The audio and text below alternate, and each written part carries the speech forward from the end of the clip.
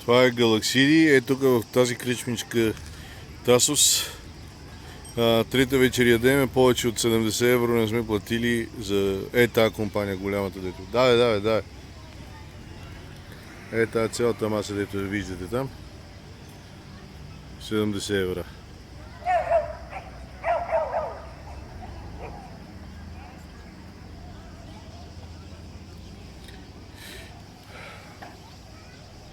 Собственик е приятел на нашия приятел.